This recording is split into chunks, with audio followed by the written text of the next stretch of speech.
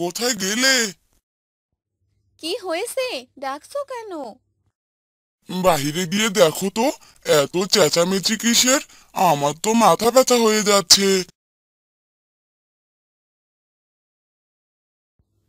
গ্রামের সবাই একটু সমস্যার মধ্যে আছে, আর তারা তোমার কাছে সাহায্য চাইতে এসেছে। আর তুমি কি না তাদের সাহায্য করছো না? এই নিয়ে তারা তোমার কাছে কতবার এলো। না না, আমি কাউকে সাহায্য করতে পারবো না। তুমি হলে গ্রামের মোড়ল, আর তুমি যদি সবাইকে সাহায্য না করো, তাহলে আর কে সাহায্য করবে বলো তো? আমি এত কথা শুনতে চাই না।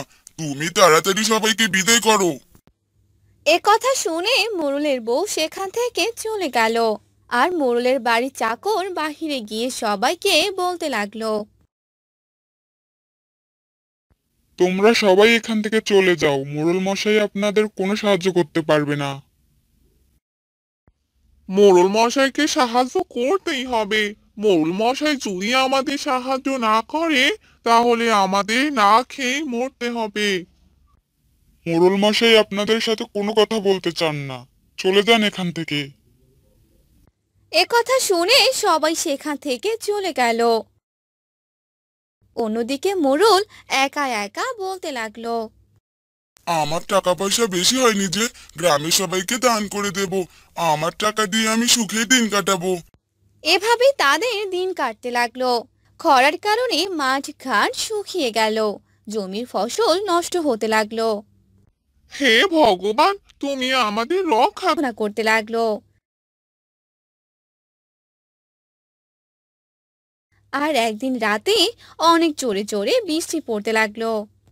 ভগবান বুঝি আমার কথা শুনেছেন। ভগবান সবার মঙ্গল করুক। আজ জমিতে গিয়ে দেখে আসি জমিটার কি অবস্থা। সেই লোকটি তার জমিতে গেল আর দেখাশোনা করতে লাগলো। অন্যদিকে মোড়লের বাড়িতে এক সাধু বাবা এলো। বাড়িতে কেউ আছে? মারে, আমায় একটু জল দে তো। আরে সাধু বাবা, আপনি আসুন, ভিতরে আসুন।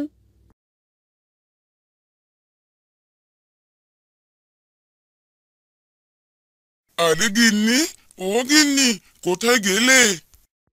কি হলো? এভাবে ডাকছো কেন? এই লোকটিকে তুমি কোথায় পেলে শুনি? আর তাকে ভিতরে কেন নিয়ে এসেছো? এভাবে কেন বলছো? উনি একজন সাধু বাবা। আমি কোনো সাধু বাবাকে মানি না। আপনি এখান থেকে চলে যান।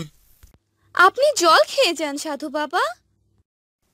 না, এই জল আমার পেটে সইবে না। তোর স্বামী এই কাজটি ঠিক করলো না। একজন সাধু বাবার সাথে খুবই অন্যায় কাজ করেছে। এর শাস্তি তোকে পেতেই হবে। আমি তোকে অভিশাপ দিলাম, তুই একদিন আমার কাছে আসবি, আর তোকে একদিনের চাকর হতে হবে। না না সাধু বাবা, আপনি এ কাজ করবেন না। তোর স্বামীকে আমার কাছে আসতেই হবে, আর একদিনের জন্য আমার চাকর হয়ে থাকতে হবে। এ কথা বলে সাধু বাবা সেখান থেকে চলে গেল। আর মোড়ল বলতে লাগলো। তুমি চিন্তা করো না গিন্নি, আমায় এ কাজ কখনোই করতে হবে না। আর আমি আমি এই সাধু বাবার চাকর কখনোই হব না। এভাবে চলে গেল বেশ কিছুদিন। আর একদিন মোড়লের বউ ভীষণ অসুস্থ হয়ে পড়ল।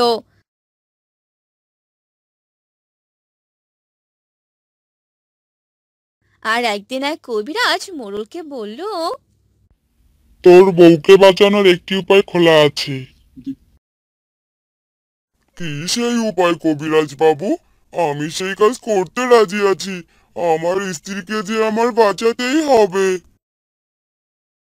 সাধু বাবার কাছে একটি মলম আছে, এই মলম শুধু তার কাছেই পাওয়া যাবে। সেই মলম তোর স্ত্রীর কপালে ছুঁয়ে দিতে হবে।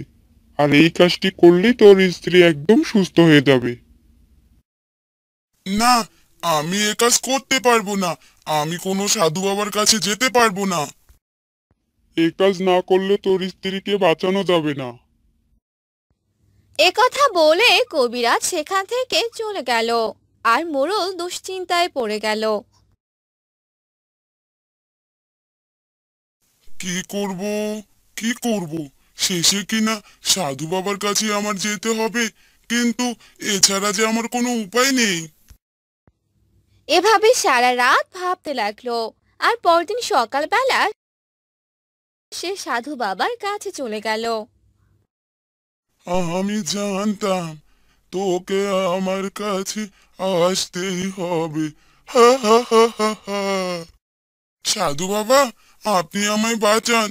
আমার স্ত্রী মৃত্যু পথযাত্রী, তাকে যে বাঁচাতেই হবে। কিন্তু আমি কি করে সাহায্য করব? আপনার কাছে এক ধরনের মলম আছে, যা আমার স্ত্রীর কপালে ছুঁয়ে দিতে হবে, তাহলে আমার স্ত্রী সুস্থ হয়ে যাবে। কিন্তু আমি তো ওকে কোনোভাবেই সাহায্য করতে পারবো না। এরকম করবেন না সাধু বাবা, আপনি যা বলবেন আমি তাই করব। আপনি আমার স্ত্রীকে বাঁচিয়ে দিন। তাহলে একদিনের চাকর হতে হবে তোকে। গ্রামের মোড়ল সাধু বাবার কাছে একদিনের চাকর হয়ে গেল। আর এ কথা গ্রামের সবাই জানতে পেল।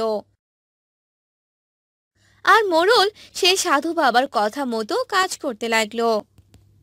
আর এসব শুনে সবাই সেই সাধু বাবার কাছে এলো। মোড়ল কিনা হলো একদিনের চাকর, এটা খুবই হাস্যজনক।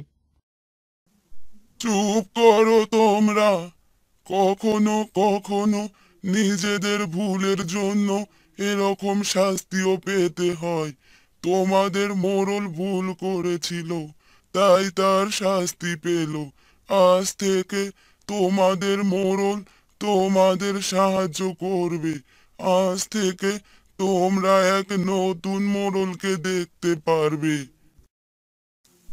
আমার অনেক ভুল হয়ে গেছে, তোমরা আমাকে ক্ষমা করে দিও। এই নে তোর মলম, তুই তোর স্ত্রীকে গিয়ে সুস্থ কর।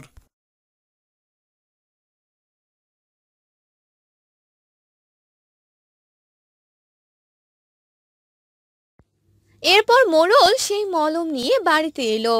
আর স্ত্রীর কপালে ছুঁয়ে দিল। আর মোড়লের স্ত্রী একদম সুস্থ হয়ে গেল। হ্যাঁ গো, দেখো, আমি একদম সুস্থ হয়ে গেছি। হ্যাঁ গিন্নি, তুমি আমায় ক্ষমা করে দাও।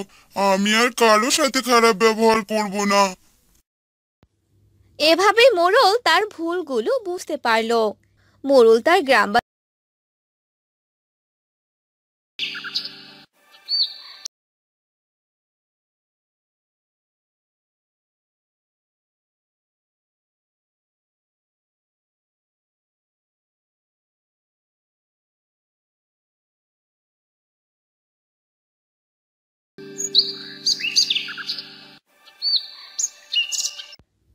নারায়ণপুর গ্রামে বাস করত এক গরিব কাঠুরে।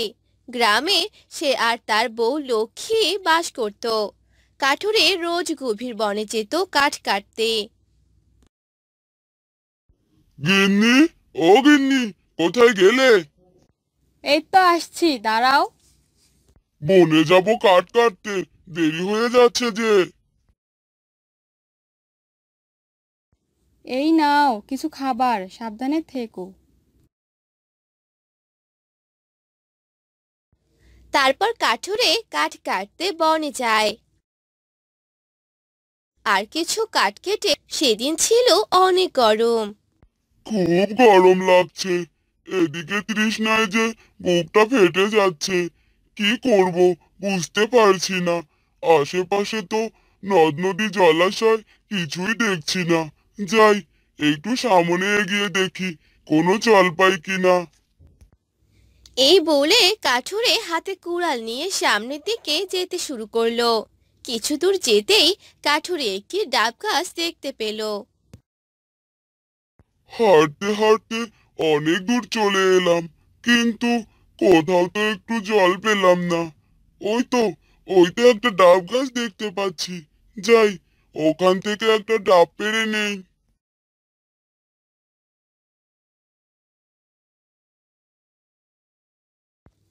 এই বজ্জাত পাজি কাঠুরে, তুই এটা কি করছিস? আমি কি তোকে আমার ডাব পাড়তে বলেছি?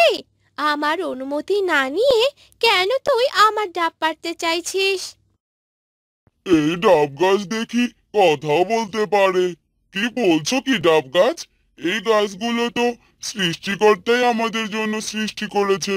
আমরা একজন আরেকজনের বিপদে সাহায্য করব, একজন আরেকজনের গাছের ফল খাবো। এটাই তো স্বাভাবিক। তোর সাথে আমি কোনো তর্কে যেতে চাই না। আমি যখন বলেছি যা, তাহলে তুই এখান থেকে চলে যাবি। বুঝেছিস? আমি কি তোকে আমার ডাব পাড়তে বলেছি? ডাব গাছের এমন অহংকারী কথা শুনে পাশে থাকা খেজুর গাছ বলে ওঠে।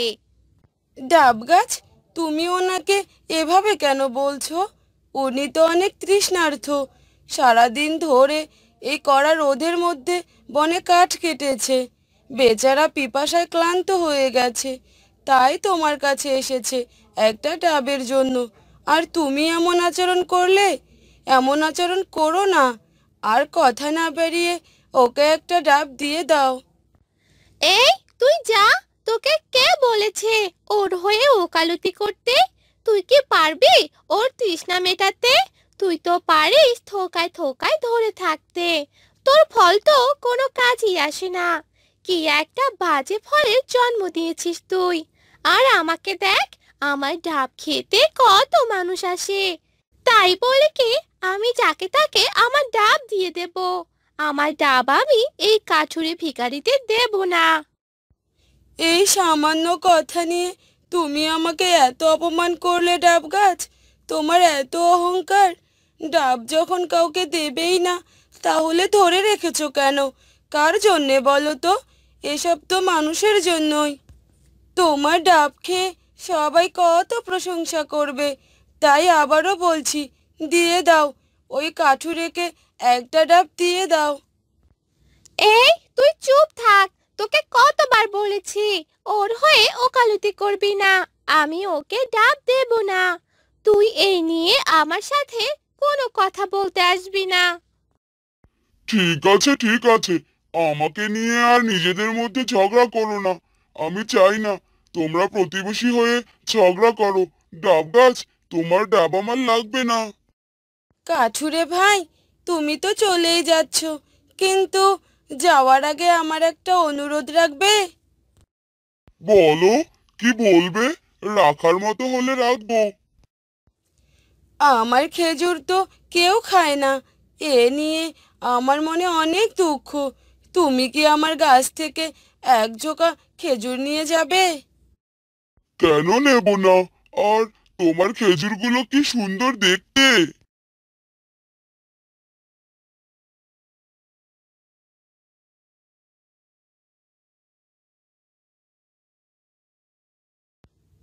এ কথা বলে খেজুর গাছ থেকে এক ঝোপা খেজুর নিয়ে বাড়িতে চলে যায় আর তার গিন্নিকে ডাকতে থাকে। গিন্নি, ও গিন্নি! কি গো, তোমার হাতের খেজুরগুলো তো অনেক সুন্দর, খেতেও নিশ্চয়ই অনেক সুস্বাদু হবে। আগে আমাকে এক গ্লাস পানি এনে দাও তো। তৃষ্ণায় যে আমার বুকের ছাতি ফেটে যাবে এবার। আচ্ছা দাঁড়াও, আনছি। এই নাও জল।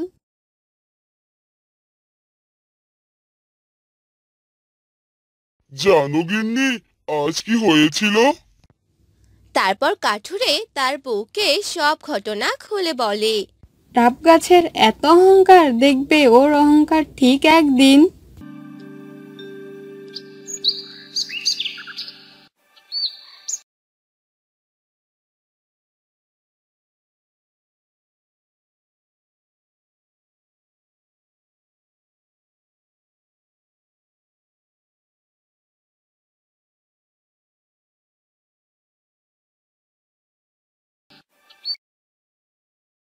কাঠুরে আবার কাঠ কাটা শেষ করে সে রাস্তা ধরে বাড়ি ফিরছিল। আর ফেরার পথে দেখলো কি ব্যাপার, সেদিন তো ডাব গাছে কতগুলো ডাব দেখলাম, আজ দেখছি গাছে একটা ডাবও নেই। হ্যাঁ, অহংকারের পতন তো হবেই। তুমি যেদিন চলে গিয়েছিলে সেদিন বাগানের মালিক এসে সব ডাব জোর করে পেরে নিয়ে যায়। কাঠুরে ভাই, আমাকে ক্ষমা করে দিও। আমি আমার ভুলটা বুঝতে পেরেছি। আমি আর কখনো কারো সাথে অহংকার করব না। তুমি যে তোমার ভুল বুঝতে পেরেছো, এটাই অনেক। মনে রেখো, অহংকার পতনের মূল। আমি চাইবো তুমি তোমার গাছের ফল দিয়ে অসহায় তৃষ্ণার্ত প্রতীকদের আমি চাইবো তুমি তোমার গাছের ফল দিয়ে অসহায় তৃষ্ণার্ত পথিকদের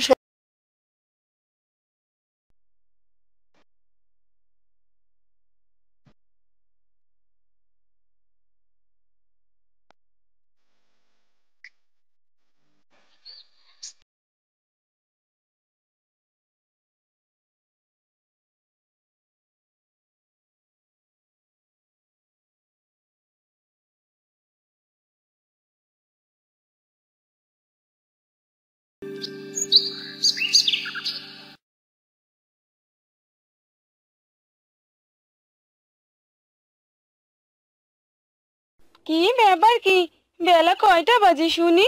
এখনো পড়ে পড়ে ঘুমাচ্ছ যে? আহা গিন্নি, একটু ঘুমোতে দাও না, তোমার জন্য ঘুমিয়েও শান্তি নেই।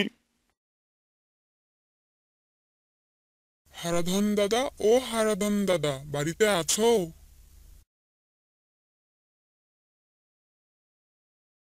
রমেশ দাদা যে, আপনার দাদা এখনো ঘুমাচ্ছে? দাদার জমিতে এখনো চাষ দেওয়া শেষ হয়নি। কালকে সবাই জমিতে জল ঢুকাবে। জল হলে তো ওই জমিতে আর চাষ করতে পারবে না, আর বীজও রোপণ করতে পারবে না। আচ্ছা দাদা, আপনি যান, আমি ডেকে দিচ্ছি।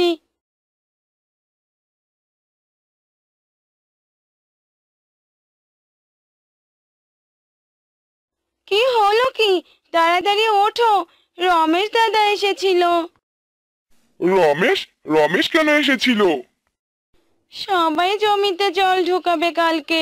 তোমার জমি তো এখনো চাষই হয়নি। সবাই কি তোমার জন্য বসে থাকবে নাকি? অলস লোক একটা। শোনো গিন্নি, একদম খোঁচা দিয়ে কথা বলবে না। যত সব, সরো তো, সরো। হারাধন একটি কোদাল নিয়ে মাঠে যায় আর তার জমি চাষ করতে থাকে। তখনই সেখানে গ্রামের মোড়ল চলে আসে। কিরে হারাধন, কি করছিস কি? কি আর করব, মাঠে হাডুডু খেলছি আর কি। এমনি কাজে আমি সর্ষে ফুল দেখছি, আর উনি এলেন। তুই যে কি কাজ করিস সেটা তো গ্রামের সবাই জানে। এই যে সারাদিন ধরে এই একটা জমি চাষ করছিস। আমাকে নিয়ে এত চিন্তা সবার, আমার কাজগুলো সবাই মিলে করে দিলেই হয়। আমি এত কথা শুনতে চাই না। এবার আমার সব টাকা পরিশোধ না করলে আমি আমার পেয়াদা দিয়ে তোর সব জমি দখল করে নেব। সে না হয় সময় হলেই দেখা যাবে।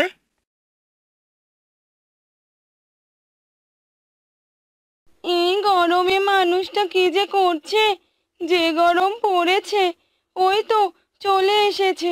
কি গো, সব জমি চাষ দেওয়া হলো? হারাধন কোনো কথা না বলে বারান্দায় গিয়ে বসে। কি ব্যাপার, আমার কোনো কথাই জবাব দিচ্ছ না যে? কি হয়েছে? আমার কথা বলতেও কষ্ট হচ্ছে। আমাকে এক গ্লাস পানি এনে দাও তো।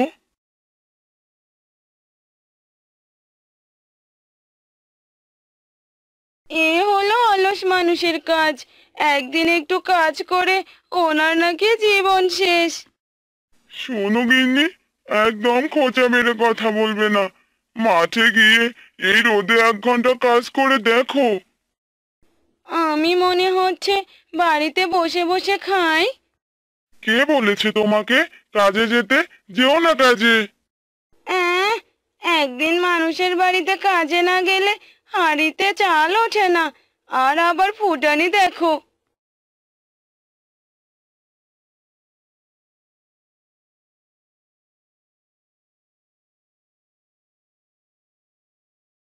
শুধু তো কালকের দিনটাই আছে। এই একদিনে এতগুলো জমি কিভাবে চাষ করবে শুনি? প্রত্যেকবার তোমার জন্য গ্রামের অন্য কৃষকরা বিপদে পড়ে। সেই তো সেই তো অলসী বলছো আমায়। আমি কি কম চেষ্টা করি নাকি? তুমি কোনো চেষ্টাই করো না। আসলে তোমার কোনো ইচ্ছে শক্তিই নেই। যদি থাকতো তাহলে প্রতিবার গ্রামের মানুষদের অমন কথা শুনতে হতো না। কি বললে? আমি ইচ্ছে করেই করি না? আমার ইচ্ছে শক্তি নেই? থাকো তুমি তোমার বাড়িতে, আমি আর কখনো ফিরবো না। হারাধন রাগ করে বাড়ি থেকে বের হয়ে যায়। এই দাঁড়াও দাঁড়াও, এই রাতের বেলা কোথায় যাচ্ছ তুমি? শোনো। হারাধন তার বউয়ের কোনো কথাই শোনে না, আর সে হাঁটতে হাঁটতে একটি জঙ্গলের মাঝে চলে যায়। সবাই আমাকে অলস বলে, আমি নাকি ইচ্ছে করে এসব করি। থাক, সবাই ভালো থাক, আমি আর ওই গ্রামে কখনো যাব না। কে ওখানে এত রাতে এই জঙ্গলে? মানুষ, গিয়ে দেখি তো ব্যাপারটা। কে তুমি এই মাঝরাতে এখানে বসে একা একা কি বলছো? কে কে কে কে তুমি?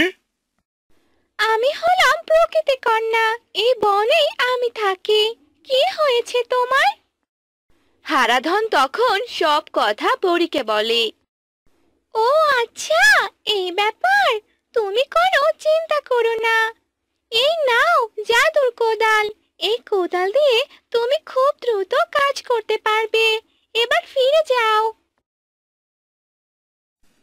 তোমাকে অনেক ধন্যবাদ পরি, তুমি আমার অনেক উপকার করলে।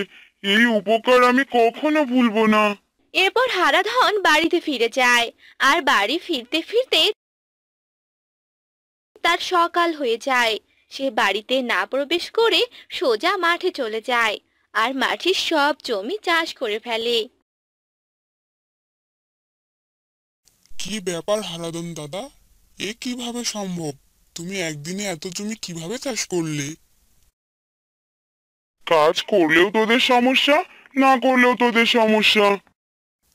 আরে না না, এবার ভালোই হলো, দেখবে তোমার জমিতে অনেক ভালো ফসল হয়েছে।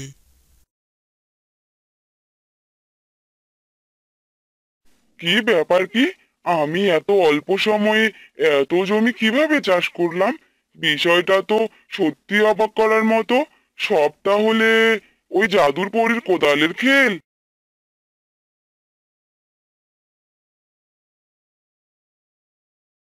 কিরে, শুনলাম তুই নাকি একদিনেই সব জমি চাষ করে ফেলেছিস। এই জন্য দেখতে এলাম। দেখতেই তো পাচ্ছেন, এবার আর আপনার টাকা ফেরত দিতে কোনো সমস্যা হবে না।